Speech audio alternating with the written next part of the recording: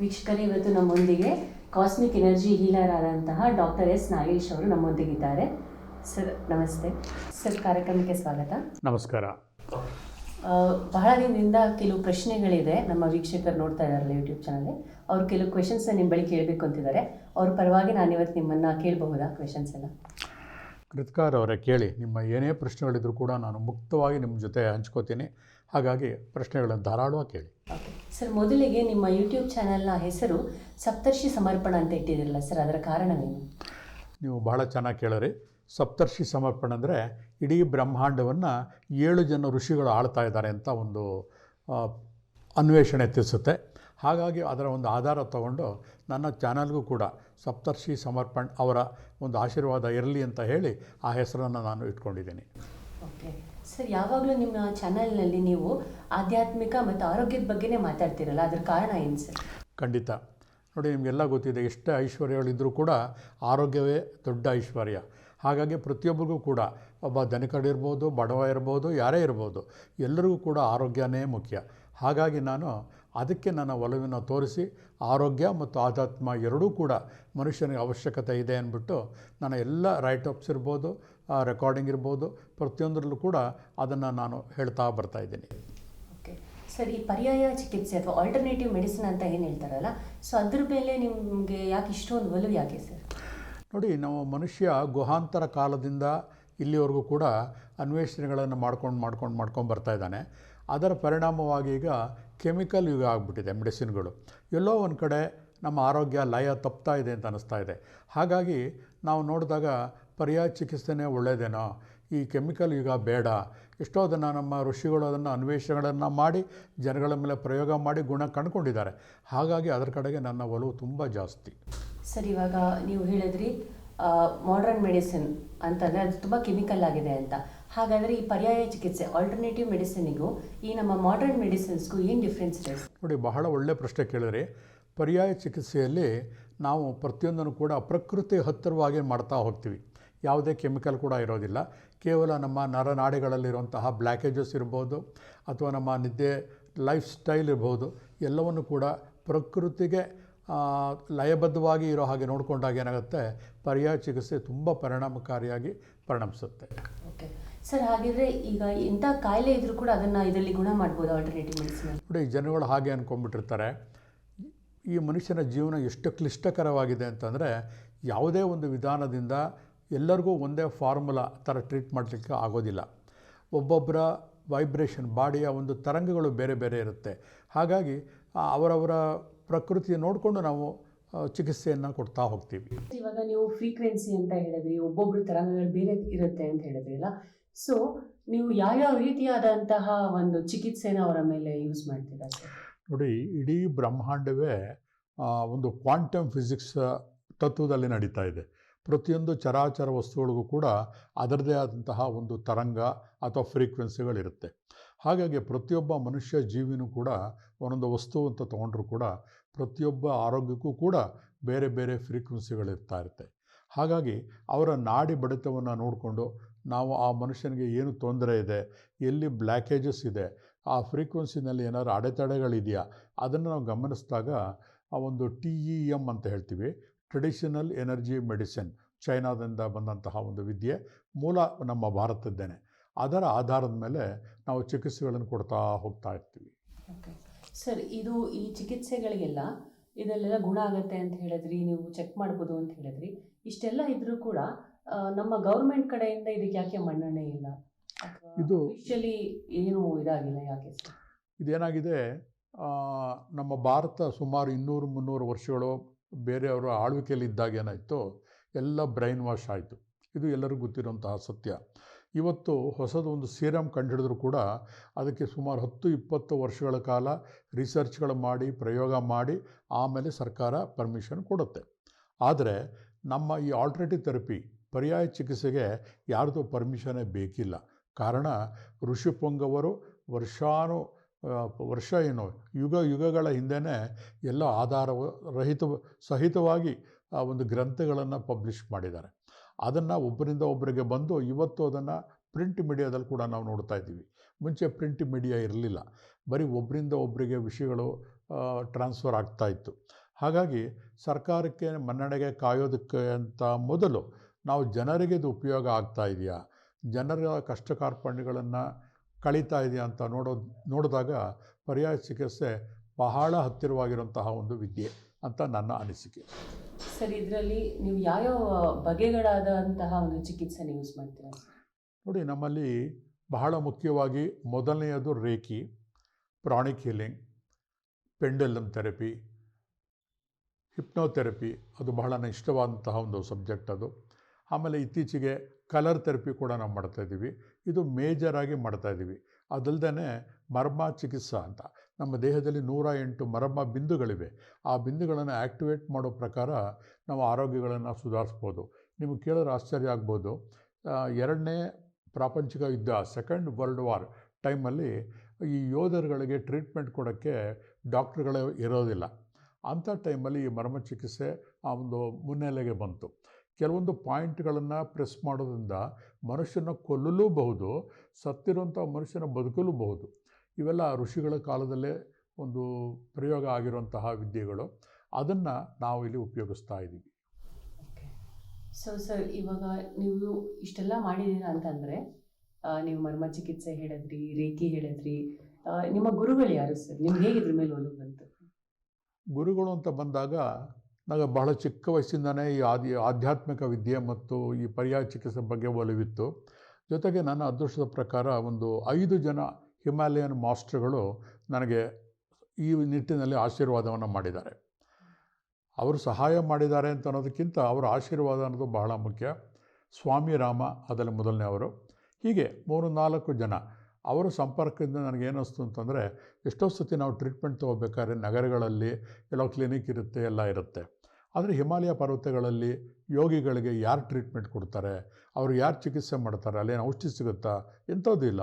ಆದರೂ ಕೂಡ ಅವರು ನಮ್ಮ ಥರನೇ ರಕ್ತ ಮಾಂಸ ಇರುವಂತಹ ಜನಗಳು ಬದುಕಿದ್ದಾರೆ ಅಂದಮೇಲೆ ಇದರಲ್ಲಿ ಏನೋ ಒಂದು ವಿದ್ಯೆ ಇದೆ ಅಂತ ಒಂದು ಅಂತರ್ಗತ ಒಂದು ಶಕ್ತಿಯನ್ನು ನಾನು ಅನ್ವೇಷಣೆ ಮಾಡಿಕೊಂಡು ಹೊರಟಾಗ ಆ ಗುರುಗಳ ಮಾರ್ಗದರ್ಶನ ನನಗಾಯಿತು.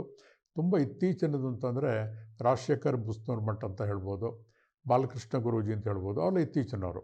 ಆದರೆ ನನ್ನ ಜೀವನದಲ್ಲಿ ಬಹಳ ಆಳವಾಗಿ ಪ್ರಭಾವವನ್ನು ಬೀರಿದವರು ಸ್ವಾಮಿ ರಾಮ ಅನ್ನೋಂತಹ ಹಿಮಾಲಯ ಸಂತ. ಸರ್, ನಿಮಗೆ ಯಾವ್ಯಾವ ಪುಸ್ತಕಗಳು ಓದೋ ಅಭ್ಯಾಸ ಇರುತ್ತೆ, ಅಥವಾ ಇದರ ರಿಲೇಟೆಡ್ ಆದ ಪುಸ್ತಕಗಳಿದೆಯಾ?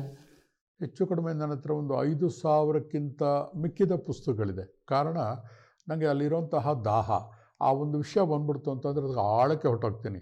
ಇದು ಹೇಗೆ ಸಾಧ್ಯ ಅಂತ. ಹಾಗಾಗಿ ಸಾಕಷ್ಟು ಪುಸ್ತಕಗಳಿವೆ. ರೇಖೆಗೆ ಸಂಬಂಧಪಟ್ಟಂಥ ಸುಮಾರು ಪುಸ್ತಕಗಳಿವೆ. ಕಲರ್ ಥೆರಪಿಗೆ ಸಂಬಂಧಪಟ್ಟಂತಹ ಸುಮಾರಿದೆ. ಎಷ್ಟೋ ಜನ ಹೇಳ್ತಾರೆ, ಒಂದು ವಿದ್ಯೆ ಕಲಿತ್ರೆ ಇನ್ನೊಂದು ವಿದ್ಯೆ ಯಾಕೆ, ಅದನ್ನೇ ಮಾಸ್ಟ್ರ್ ಮಾಡ್ಕೊಳ್ಳೋಣ ಅಂತ. ಬಟ್ ನನ್ನ ಪ್ರಕಾರ ಅದು ಸರಿ ಅಲ್ಲ ಅನಿಸುತ್ತೆ. ಯಾಕಂದರೆ ಏನಾದ್ರು ಒಂದು ಚಿಕಿತ್ಸೆಯನ್ನು ಕೊಡುವಾಗ ಮಧ್ಯದಲ್ಲಿ ಏನಾದ್ರು ತೊಂದರೆ ಆದಾಗ ಅದನ್ನು ಪರಿಹಾರ ಮಾಡೋಕ್ಕೆ ಇನ್ನೊಂದು ವಿದ್ಯೆ ಗೊತ್ತಿದ್ದರೆ ಬಹಳ ಅನುಕೂಲ. ಹಾಗಾಗಿ ಯಾವಾಗಲೂ ನಾನು ಹೇಳ್ತಾ ಇರ್ತೀನಿ, ಒಂದು ನೀಡಲ್ ಹಾಕಿದಾಗ ಆಕ್ಯುಪಂಕ್ಚರ್ ಆಗುತ್ತೆ, ಕೈಯಲ್ಲಿ ಪ್ರೆಸ್ ಮಾಡಿದ ಆಕ್ಯುಪ್ರೆಷರ್ ಆಗುತ್ತೆ, ದೂರದಿಂದ ಎನರ್ಜಿ ಕೊಟ್ಟಾಗ ರೇಖಿ ಅಂತ ಹೇಳ್ತೀವಿ, ಕಲರ್ನ ಇಮ್ಯಾಜಿನೇಷನ್ ಮಾಡ್ಕೊಂಡು ಕೊಟ್ಟಾಗ ಪ್ರಾಣ ಚಿಕಿತ್ಸೆ ಅಂತ ಹೇಳ್ತೀವಿ, ಹಣೆಯಿಂದ ಕೊಟ್ಟಾಗ ಡಿವೈನ್ ಹೀಲಿಂಗ್ ಅಂತ ಹೇಳ್ತೀವಿ, ಹೃದಯದಿಂದ ಕೊಟ್ಟಾಗ ಕಾಸ್ಮಿಕ್ ಎನರ್ಜಿ ಅಂತ ಹೇಳ್ತೀವಿ. ಹಾಗಾಗಿ ನನ್ನ ಆಯ್ಕೆ cosmic energy healing. Okay. So ಈಗ ನನಗೆ ಒಂದು ಪ್ರಶ್ನೆ ಸರ್, ಇದೆಲ್ಲ ಕೇಳಿದ್ಮೇಲೆ, ಈಗ ಒಂದು ಪೇಷಂಟ್ ಬಂದರು, ಎಕ್ಸಾಂಪಲ್ ಅವ್ರಿಗೆ ಪ್ಯಾರಾಲಿಸಿಸ್ ಆಗಿದೆ ಅಂತ ಇಟ್ಕೊಳ್ಳೋಣ. ಸೊ ಅವ್ರನ್ನ ನೋಡ್ತಾ ಅವ್ರಿಗೆ ಏನೂ ಮಾಡೋಕ್ಕಾಗೋದಿಲ್ಲ. ಲೈಕ್ ನಿಮ್ಗೆ ಅವ್ರನ್ನ ನೋಡ್ತಾನೆ ಏನಂತ ಅನಿಸುತ್ತೆ, ಯಾವುದು ಮೊದಲು ಕೊಡಬೇಕು ಅನಿಸುತ್ತೆ? ಬಿಕಾಸ್ ಇಷ್ಟೊಂದು ವಿದ್ಯೆ ಕಲ್ತಿರೋದ್ರಿಂದ ನಿಮಗೆ ಅವ್ರಿಗೆ ಯಾವುದು ಫಸ್ಟ್ ಕೊಡಬೇಕು ಅನಿಸುತ್ತೆ, ಅಥವಾ ಯಾವುದನ್ನು ಹೆಂಗೆ ಇಂಪ್ಲಿಮೆಂಟ್ ಮಾಡಬೇಕು ಅಂತ ಅನಿಸ್ಬೋದು? ನೋಡಿ, ಬಹಳ ಒಳ್ಳೆಯ ಪ್ರಶ್ನೆಯನ್ನು ಕೇಳ್ತಾ ಇದ್ದೀರಾ ನೀವು. ಒಬ್ಬ ಪ್ಯಾರಾಲಿಸಿಸ್ ಆದ ತಕ್ಷಣ ನಮಗೆ ಒಂದು ಸಾಮಾನ್ಯ ಜ್ಞಾನ ಏನಪ್ಪ ಅಂದರೆ, ಸ್ಟ್ರೋಕ್ ಆಗೋದು ಬ್ರೈನ್ನಲ್ಲಿರುವಂತಹ ರಕ್ತನಾಳಗಳ ಅಡಚಣೆ ಏನಂತ ಗೊತ್ತು. ಸೊ ನಾವು ತಕ್ಷಣ ಈಗ ಮಾಡರ್ನ್ ಸೈನ್ಸ್ ಥರ ನಾವು ಹೋಗೋದೇ ಇಲ್ಲ. ಪರ್ಟಿಕ್ಯುಲರ್ ಕಾಲಿಗೆ ಮಸಾಜ್ ಮಾಡು ಅವೆಲ್ಲ ನೋಡೋಕ್ಕೆ ಹೋಗೋದಿಲ್ಲ. ಬ್ರೈನಿಗೆ ಸಂಬಂಧಪಟ್ಟಾಗಿರುವಂತಹ ನಮ್ಮ ದೇಹದಲ್ಲಿರುವಂತಹ ಬ್ರೈನಿನ ಪರ್ಯಾಯ ಬಿಂದುಗಳಿರ್ತವೆ. ಆ ಬಿಂದುಗಳನ್ನು ಆ್ಯಕ್ಟಿವೇಟ್ ಮಾಡೋ ಮುಖಾಂತರ ಬ್ರೈನಿನ ಅಡೆತಡೆಗಳನ್ನು ನಾನು ನಿವಾರಿಸ್ತೀನಿ ಫಸ್ಟು. ಆಮೇಲೆ ಆ ರಕ್ತ ಸಂಚಾರ ಆಗಬೇಕಾದ್ರೆ ಇವಾಗ ಕೆಮೊಥೆರಪಿ, ರೇಡಿಯೋಥೆರಪಿಗಳೆಲ್ಲ ಕೇಳಿದ್ದೀರ. ಅವೆಲ್ಲದಕ್ಕಿಂತ ಪವರ್ಫುಲ್ಲು ಗಾರ್ಲಿಕ್ ಅಂದರೆ ಬೆಳ್ಳುಳ್ಳಿ. ನಮ್ಮ ಹೆಬ್ಬೆಟ್ಟಿಗೆ ಒಂದು ಬೆಳ್ಳುಳ್ಳಿಯನ್ನು ಕಟ್ಟಿ ಕೈಯಲ್ಲಿ ಸ್ಮೆಲ್ ನೋಡಿದಾಗ ಅಷ್ಟು ಬೇಗ ಬಂದಿರುತ್ತೆ, ಅಷ್ಟು ಫಾಸ್ಟ್ ಇದೆ ಅದು. ಹಾಗಾಗಿ ಹಾಲಿನಲ್ಲಿ ಅದನ್ನು ತೊಗೊಳಕ್ಕೆ ಹೇಳ್ತಾ ಹೋಗ್ತೇನೆ. ಹೀಗೆ ಆ ವ್ಯಕ್ತಿಯನ್ನು ನೋಡಿ ಅವರ ಒಂದು ವಾತ ಪಿತ್ತ ಕಫ ಪ್ರಕೃತಿ ಹೇಗಿದ್ದಾನೆ ಅಂತ ಅನಲೈಸ್ ಮಾಡಿಕೊಂಡು ಅದ್ರ ಮೇಲೆ ಆ ತಕ್ಷಣಕ್ಕೆ ಏನು ಬೇಕೋ ಕೊನೆಗೆ ನಮ್ಮ ಇಂಟ್ಯೂಷನ್ ಕೂಡ ಅದನ್ನು ಸೇರಿಸಿ ಕೊಟ್ಟಾಗ ಖಂಡಿತ ಗುಣ ಆಗುತ್ತೆ. ಸರ್, ಈಗ ಕೆಲವು ಪೇಷಂಟ್ಸ್ಗೆ ಬರೋಕ್ಕಾಗೋದಿಲ್ಲ, ತುಂಬ ದೂರದಲ್ಲೆಲ್ಲ ಇರ್ತಾರೆ. ಸೊ ಅವರಿಗೆ ನೀವು ಆನ್ಲೈನ್ ಹೀಲಿಂಗ್ ಕೊಡ್ತೀರಾ ಸರ್? ಖಂಡಿತ. ಯಾಕಂದರೆ ನಾನು ಅವರ ಸಿನ್ಸಿಯಾರಿಟಿ ಅಷ್ಟೇ ಅಲ್ಲ, ಅವರ ಅವಶ್ಯಕತೆಯನ್ನು ಮೊದಲು ಗಮನಿಸ್ತೇನೆ. ಯಾಕಂದರೆ ಎಲ್ಲರಿಗೂ ಕೊಡಲಿಕ್ಕೆ ಸಾಧ್ಯ ಇಲ್ಲ, ತುಂಬ ಸಮಯ ಹಿಡಿಯುತ್ತೆ. ಉದಾಹರಣೆಗೆ ಇತ್ತೀಚೆಗೆ ಮೊನ್ನೆ ಮಂಗಳೂರಿಂದ ಒಬ್ಬರು ಒಂದು ಅಲ್ಝಮೈರ್ ಅಂತ ಅಂದ್ಬಿಟ್ಟು ಒಂದು ನೆನಪು ಕಡಿಮೆ ಆಗಿರುವಂತಹ ಕಾಯಿಲೆ, ಆ ಮನುಷ್ಯ ತಿರುಗಾಡೋಕ್ಕೆ ಸಾಧ್ಯ ಇಲ್ಲ, ತೊಂದರೆ ಪಡ್ತಾಯಿದ್ರು. ಅಂಥವ್ರಿಗೆ ನಾನು ಇಲ್ಲಿಂದನೇ ಕಲರ್ ಥೆರಪಿಗಳ ಮುಖಾಂತರ, ಕೆಲವು ಕಲರ್ ನ್ಯೂಮರಾಲಜಿ ಮುಖಾಂತರ ಇಲ್ಲಿಂದನೇ ಸಜೆಷನ್ಸ್ ಕೊಟ್ಟು ಅದನ್ನು ಗುಣ ಮಾಡಿದ್ದೀನಿ. ಓಕೆ ಸರ್, ಇದು ನೀವು ಸಜೆಷನ್ಸ್ ಕೊಟ್ಟು ಅವರು ಮಾಡಿರೋವಂಥದ್ದು. ಬೈ ಎನಿ ಚಾನ್ಸ್ ನೀವು ಇಲ್ಲಿಂದನೇ ಅಲ್ಲಿಗೆ ಹೀಲಿಂಗ್ ಕೊಡೋಕ್ಕಾಗತ್ತಾ, ಡಿಸ್ಟೆನ್ಸ್ ಹೀಲಿಂಗ್? ಖಂಡಿತ. ನೋಡಿ, ನೀವು ಕೇಳಿದ್ದಕ್ಕೆ ಒಂದು ಉದಾಹರಣೆ ಮೂಲಕ ಹೇಳ್ತೀನಿ. ಕೇವಲ ಒಂದು 10-15 ದಿವಸದಿಂದ ಕೇವಲ 1.5 ತಿಂಗಳ ಮಗು ತುಂಬ ಅಳ್ತಾ ಇರುತ್ತೆ. ಅವರು ಡಾಕ್ಟರ್ ಹತ್ರ ತೋರಿಸ್ತಾರೆ, ಎಲ್ಲ ಮಾಡ್ತಾರೆ. ಆದರೂ ಕೂಡ ಡ್ರಾಪ್ಸ್ ಕೊಟ್ಟರು ಕೂಡ 5 ನಿಮಿಷ ಮಲಗುತ್ತೆ, ತಿರ್ಗಾ ಹೇಳುತ್ತೆ. ಅಷ್ಟೊಂದು ಹಠ ಮಾಡ್ತಿದ್ದಾಗ ಅವರು ಅಲ್ಲಿಂದ ನನಗೆ ಫೋನ್ ಮಾಡ್ತಾರೆ, ಮಗು ಈ ಥರ ಅಳ್ತಾ ಇದೆ, ಹಾಲು ಕುಡಿತಾ ಇಲ್ಲ, ತುಂಬ 1.5 ತಿಂಗಳ ಮಗು, ಏನು ಔಷಧಿ ಕೂಡ ಕೊಡೋಕ್ಕಾಗಲ್ಲ. ತಕ್ಷಣ ನಾನು ಏನು ಮಾಡಿದೆ, ರೇಖಿಯನ್ನು ಉಪಯೋಗಿಸಿ ಇಲ್ಲಿಂದನೇ ಆ ಮಗು ಮಲಗೋ ಹಾಗೆ ಮಾಡಿದೆ. ಅಷ್ಟೇ ಅಲ್ಲ, ಸಾಮಾನ್ಯವಾಗಿ ಅಷ್ಟು ಚಿಕ್ಕ ಮಗುವಿಗೆ ತೊಂದರೆ ಬರೋದು ಅಂತಂದರೆ ಹೊಟ್ಟೆಗೆ ಸಂಬಂಧಪಟ್ಟಂತಹ ತೊಂದರೆ ಇರುತ್ತೆ ಸಾಮಾನ್ಯವಾಗಿ. ತಾಯಿ ತಗೊಂಡ ಆಹಾರದಿಂದ ಮಗುವಿಗೆ ತೊಂದರೆ ಆಗಿರುತ್ತೆ. ಆ ಕಲ್ಪನೆ ಬಂದಿದ್ದ ತಕ್ಷಣವೇ ಅದನ್ನು ನಾವು ಲಾಜಿಕ್ಕಾಗಿ ನೋಡೋಕ್ಕೆ ಹೋಗೋದಿಲ್ಲ. ಫಸ್ಟು ಏನು ಥಾಟ್ಸ್ ಬರುತ್ತೋ ಅದಕ್ಕೆ ಸಜೆಷನ್ ಅಂತ ಹೇಳ್ತಾರೆ. ಅದನ್ನು ನಂಬಿಟ್ಟು ಡೈರೆಕ್ಟಾಗಿ ಇಲ್ಲಿಂದನೇ ಟ್ರೀಟ್ಮೆಂಟ್ ಮಾಡಿದೆ. ಕೇವಲ ಅರ್ಧ ಗಂಟೆಗಳ ಅಲ್ಲಿಂದ ಫೋನ್ ಬಂತು, ಮಗು ಆರಾಮಾಗಿ ನಿದ್ದೆ ಮಾಡ್ತಾಯಿದೆ ಅಂತ. ಹೀಗೆ 2-3 ದಿನಗಳಲ್ಲಿ ಆ ಮಗು ಸಂಪೂರ್ಣ ಗುಣ ಹೊಂದಿತ್ತು. ಮಗು ಅಷ್ಟೇ ಅಲ್ಲ, ತಾಯಿ ಕೂಡ ಗುಣ ಹೊಂದಲು. ಇಂತಹ ಉದಾಹರಣೆಗಳು ಸಾಕಷ್ಟು ಇದೆ ನನ್ನ ಕ್ಲಿನಿಕಲ್ಲಿ. ಸರ್, ನೀವೀಗ ಹಿಪ್ನೋ ಥೆರಪಿ ಬಗ್ಗೆ ಮಾತಾಡಿದ್ರಿ, ಹಿಪ್ನೋಟಿಸಮ್ ಅಂತ ಯೂಸ್ ಮಾಡಿದ್ರಿ.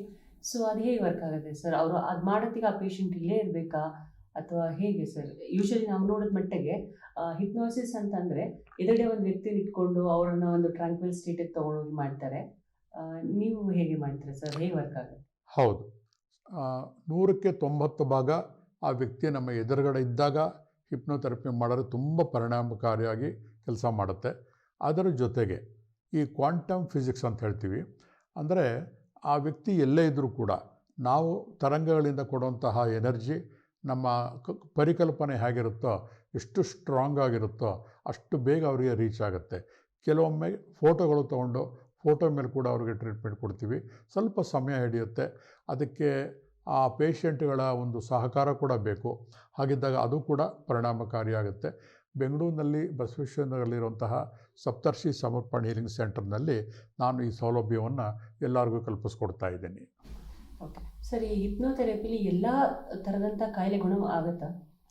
ನನ್ನ ಪ್ರಕಾರ ಆಲ್ಮೋಸ್ಟ್ ಆಲ್ 99% ಎಲ್ಲ ಕಾಯಿಲೆಗಳನ್ನು ಕೂಡ ಅದರಿಂದ ಗುಣಪಡಿಸಬಹುದು, ಈ ಫ್ರ್ಯಾಕ್ಚರ್ ಅಂಥವನ್ನೆಲ್ಲ ಬಿಟ್ಟು. ಕಾರಣ, ಇಡೀ ಬ್ರಹ್ಮಾಂಡದಲ್ಲಿ ಈ ಕಾಯಿಲೆಗಳು ಡಿಸೀಸ್ ಅಂತ ನಾವೇನು ಕರೀತಾ ಇದ್ದೀವಿ ಅವೆಲ್ಲ ಮಾನಸಿಕ ಜನ್ಯ, ಸೈಕೋಸೊಮ್ಯಾಟಿಕ್. ಹಾಗಾಗಿ ಈವನ್ ಕ್ಯಾನ್ಸರ್ ಕೂಡ, ಟೈಫಾಯ್ಡ್, ಎವ್ರಿಥಿಂಗ್. ಹಾಗಾಗಿ ಮನಸ್ಸು ಗಟ್ಟಿಯಾಗಿತ್ತು ಅಂತಂದರೆ ಗಾದೆನೇ ಇದೆ, ಮನಸ್ಸು ಗಟ್ಟಿಯಾಗಿತ್ತು ಅಂತಂದರೆ ಸೌಂಡ್ ಬಾಡಿ ಸೌಂಡ್ ಮೈಂಡ್ ಅಂತಂದ್ಬಿಟ್ಟು. ಹಾಗಾಗಿ ಮನಸ್ಸನ್ನು ಒಂದು ಶಕ್ತಿಯುತವನ್ನಾಗಿ ಮಾಡಿದಾಗ ದೇಹದ ಯಾವುದೇ ಕಾಯಿಲೆ ಇರಲಿ ಅದು ಉಪಶಮನ ಹೊಂದುತ್ತೆ. ಹಾಗಾಗಿ ಹಿಪ್ನೋಥೆರಪಿ ನಮ್ಮ ಮೇನ್ ಉದ್ದೇಶ ಮನಸ್ಸನ್ನು ಶಕ್ತಿಯುತವಾಗಿ ಮಾಡುವಂಥದ್ದು. ಓಕೆ ಸರ್, ಇವಾಗ ನಿಮ್ಮನ್ನು ರೀಚ್ ಔಟ್ ಮಾಡಬೇಕಾಗಿರೋವಂಥವ್ರಿಗೆ ಫೋನ್ ಕಾಲಲ್ಲಿ ಇವಾಗ ಜಾಸ್ತಿ ಕ್ವೆಶನ್ಸ್ ಏನು ಅಂದರೆ, ನೀವು ಯಾರಿಗೂ ಫೋನ್ ಕಾಲಲ್ಲಿ ಸಿಗ್ತಾ ಇಲ್ಲ ಅಥವಾ ರೀಚ್ ಮಾಡೋಕ್ಕಾಗ್ತಾ ಇಲ್ಲ, ಲೊಕೇಶನ್ ಗೊತ್ತಾಗ್ತಾ ಇಲ್ಲ, ಇದನ್ನು ಹೇಗೆ ಇದು ಮಾಡೋದು ಸರ್? ನೋಡಿ, ಇಷ್ಟೊಂದು ಕೋಟಿ ಜನಗಳಿರುವಂತಹ ಒಂದು ದೇಶದಲ್ಲಿ ಒಬ್ಬ ವ್ಯಕ್ತಿ ಎಲ್ಲರಿಗೂ ರೀಚ್ ಆಗೋದು ಸ್ವಲ್ಪ ಕಷ್ಟನೇ, ನಿಜ. ಹಾಗನ್ಬಿಟ್ಟು ಎಲ್ಲರಿಗೂ ಒಬ್ಬನೇ ನೋಡಬೇಕು ಅಂತಲೇ ಏನಿಲ್ಲ. ನನ್ನ ಉದ್ದೇಶ ಒಂದು ಕಾಯಿಲೆಗೆ ಪರ್ಯಾಯ ಚಿಕಿತ್ಸೆ ಇದೆ ಅಂತ ನಾನು ಹೇಳೋದಷ್ಟೇ ನನ್ನ ಉದ್ದೇಶ. ನನ್ನ ಥರ ಬೇಕಾದಷ್ಟು ಜನಗಳಿದ್ದಾರೆ ಚಿಕಿತ್ಸಕರು, ಅವ್ರ ಹತ್ರ ಹೋಗಲಿ ಅಂತಾನೆ. ಎಲ್ಲರೂ ನನ್ನ ಹತ್ರ ಬರಲೇಬೇಕು ಅಂತ ಏನಲ್ಲ. ಜೊತೆಗೆ ಪ್ರತಿಯೊಬ್ಬ ಮನುಷ್ಯನಿಗೂ ಕೂಡ ಸಮಯ ಆಮೇಲೆ ಟೈಮ್ ಎಲ್ಲೂ ಕೂಡ ಒಂದು ಅಭಾವ ಇದ್ದೇ ಇರುತ್ತೆ. ನನ್ನ ಒಂದು ಕೆಪಾಸಿಟಿಗೆ ಎಷ್ಟು ಜನನ ನೋಡಲಿಕ್ಕೆ ಸಾಧ್ಯ ಇದೆಯೋ ಅಷ್ಟು ಜನನ ಮಾತ್ರ ನಾನು ನೋಡಬಲ್ಲೆ, ಹೌದಲ್ವಾ? ಯಾಕಂದರೆ ಎಲ್ಲರಿಗೂ ಒಬ್ಬನೇ ಮನುಷ್ಯ ಸಾಧ್ಯನೇ ಇಲ್ಲ ನೋಡಲಿಕ್ಕೆ. ಹಾಗಾಗಿ ಅದನ್ನು ಅನಿವಾರ್ಯತೆ ಅಂತ ನೀವು ದಯವಿಟ್ಟು ತಿಳ್ಕೊಬೇಕು. ಲೈಕ್ ಇವಾಗಿನ ಒಂದು ಸಿಚುವೇಶನ್ ಅಥವಾ ಇವಾಗಿನ ಲೈಫ್ ಸ್ಟೈಲ್ ಅಥವಾ ಇವಾಗಿನ ಪೀಪಲ್ನ ನೋಡಿದ್ರೆ ಎಲ್ಲ ನಮ್ಮ ಹತ್ರನೇ ಬರಬೇಕು, ಎಲ್ಲ ನಮ್ಮದೇ ಆಗಬೇಕು ಅಂತ ಇರುತ್ತೆ. ಬಟ್ ನೀವು ಹೇಳ್ತೀರಾ ನಾನೇ ಒಬ್ಬನೇ ಅಲ್ಲ ಹೀಲರ್, ನಂತರ ತುಂಬ ಜನ ಇದ್ದಾರೆ ಅಂತ ಅಂದ್ಬಿಟ್ಟು it's really great thing sir. ನಿಮ್ಮನ್ನ ರೀಚ್ ಔಟ್ ಮಾಡಬೇಕು ಅಂದರೆ ಸರ್ ಯಾವ ನಂಬರಿಗೆ ಕಾಂಟ್ಯಾಕ್ಟ್ ಮಾಡಬೇಕು, ಅಪಾಯಿಂಟ್ಮೆಂಟ್ ತೊಗೊಳೋದು ಹೇಗೆ ಸರ್ ಮೇಜರ್ಲಿ? ನೋಡಿ, ಇದು ಬಹಳ ಮುಖ್ಯವಾದಂತಹ ಪ್ರಶ್ನೆ. ಇದಕ್ಕೆ ನಾವು ವಿಸ್ತಾರವಾಗಿ ಹೇಳಬೇಕು ನಿಮಗೆ. ಚಿಕಿತ್ಸಕರು ಲಕ್ಷಾಂತರ ಮಂದಿ ಇರಬಹುದು, ಆದರೆ ನಾನು ಆಯ್ಕೆ ಮಾಡಿಕೊಂಡಿರೋಂಥದ್ದು ಬರೀ ಆರೋಗ್ಯ ಚಿಕಿತ್ಸಕ ಅಷ್ಟೇ ಅಲ್ಲ, ಆಧ್ಯಾತ್ಮಿಕ ಚಿಕಿತ್ಸಕ ಕೂಡ. ಹಾಗಾಗಿ ನನ್ನ ಉದ್ದೇಶ ಏನು ಅಂತಂದರೆ, ಯಾವ ವ್ಯಕ್ತಿಗೆ ನನ್ನಿಂದ ಗುಣ ಆಗಬೇಕು ಅಂತಹ ಯೋಗ ಇರುತ್ತೋ, ಅಥವಾ ಯಾವ ಒಂದು ರೋಗಿಗೆ ನಾನು ಗುಣ ಮಾಡಬಹುದು ಅಂತ ನನಗೆ ಒಂದು ಯೋಗ ಇರುತ್ತೋ, ಆವಾಗ ಮಾತ್ರ ಅದು ಕೆಲಸ ಮಾಡುತ್ತೆ. ಹಾಗಾಗಿ ಫೋನ್ ಮಾಡಿ, ಟ್ರೈ ಮಾಡಿ ನನ್ನ ನಂಬರ್ಗೆ. 1 ಸತಿ 2 ಸತಿ ಮಾಡಿ. ಸಪೋಸ್ ನಾನು ಏನಾದ್ರು ಬ್ಯುಸಿ ಇತ್ತು ಅಥವಾ ಹೀಲಿಂಗಲ್ಲಿತ್ತ, ಬಿಟ್ಬಿಡಿ ಅವತ್ತು. ನೆಕ್ಸ್ಟ್ ಟೈಮ್ ಮಾಡಿ, ಆವಾಗ ಖಂಡಿತ ನಾನು ಸಿಗ್ತೀನಿ.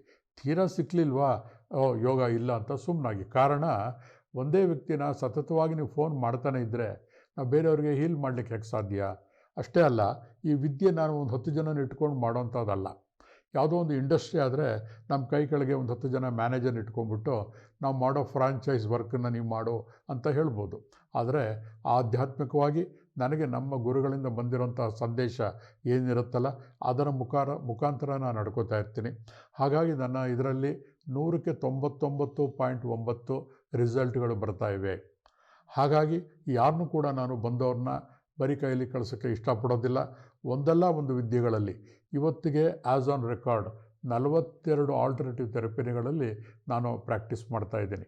ಹಾಗಾಗಿ ಯಾವುದೇ ಒಂದು ಮಾರ್ಗದಲ್ಲಾಗಲಿ ನನಗೆ ಬಂದಂತಹ ಒಂದು ವ್ಯಕ್ತಿಯನ್ನು ದೇವರು ಅಂತ ಭಾವಿಸಿ, ದೇವರೇ ಕಳಿಸ್ಕೊಟ್ಟಿದ್ದಾರೆ ಅನ್ನೋ ಒಂದು ಆಧ್ಯಾತ್ಮಿಕ ನಂಬಿಕೆಯಿಂದ ನಾನು ಟ್ರೀಟ್ ಮಾಡ್ತಾ ಇರೋದ್ರಿಂದ ದಯವಿಟ್ಟು ಇದಕ್ಕೆ ನೀವು ಸಹಕರಿಸಲೇಬೇಕು.